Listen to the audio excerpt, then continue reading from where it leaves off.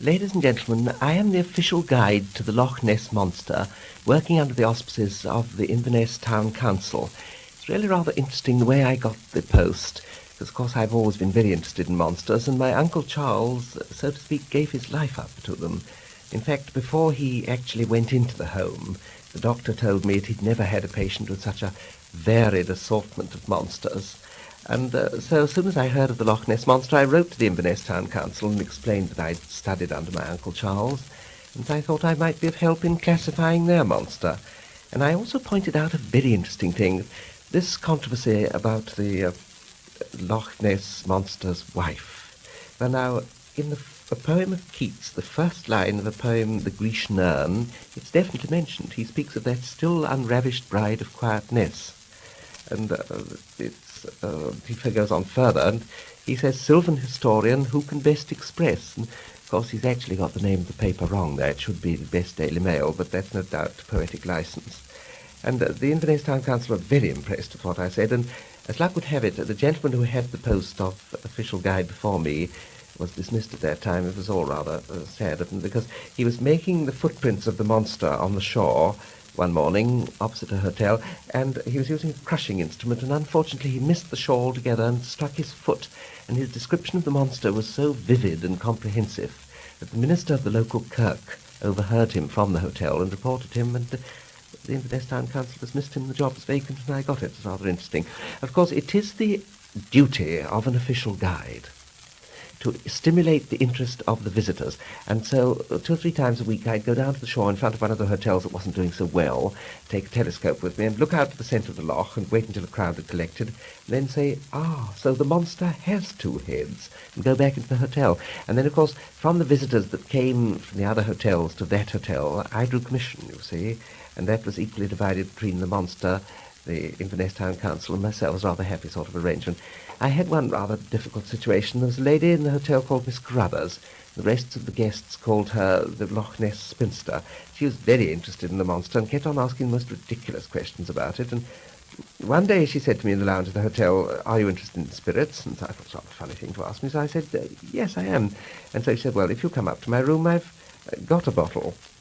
And so if you'll excuse me a minute, I'll tell you what happened when I got up to her room." Well, when I got up to her room, I sat down, and the first thing she asked me was, "Do you know anything about ancient Greek history?" I thought that's a rather peculiar thing to ask me, and I said, "Well, as a matter of fact, I do, Miss Carruthers." And so she said, "Well, if you remember, in ancient Greece, when a monster attacked a city, they took a maiden and tied her to a post outside the city, and the monster carried her off." So I could see which way the conversation was drifting, and so I said, "Well, Miss Carruthers, yes, I dare say they did in ancient Greece, but it's really rather dangerous. I mean, anything really might happen." She said, "Yes, that's just it."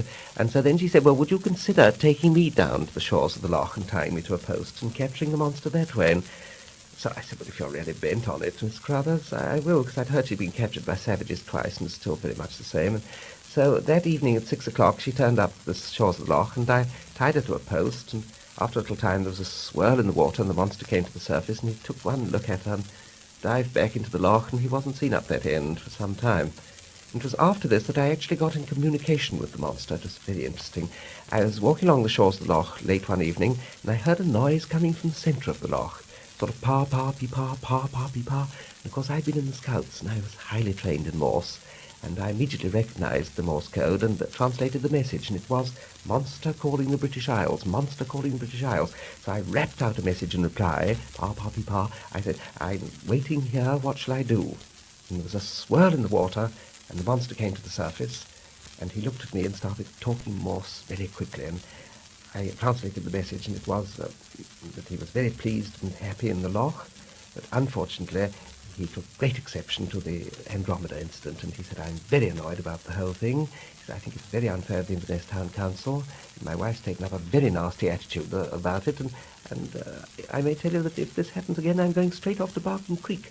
So I assured him that it wouldn't happen again, and he was more or less peaceful after that. And I said to him, "Well, now, how is it, monster, you speak Morse so fluently?"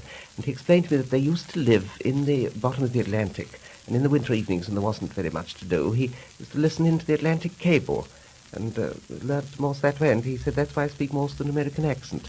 And I said, well, do you still live in the Atlantic? And he said, well, no, as a matter of fact, my wife's health's not what it should be. She's got some sort of bronchial trouble. And they moved into the Mediterranean.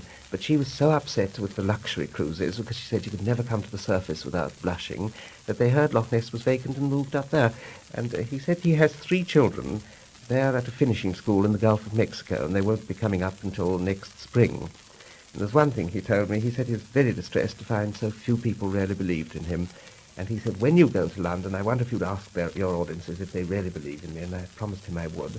And so I'm going to ask you now, do you really believe in the Loch Ness Monster? And if you do, please lift your hands, your right hands above your head. Now, do you believe in the Loch Ness Monster? 1, 2, 3, 4, 5. Let's make it the round half dozen. 6, a little higher, please. 6, yes. That's excellent. I'll go straight home and tell him.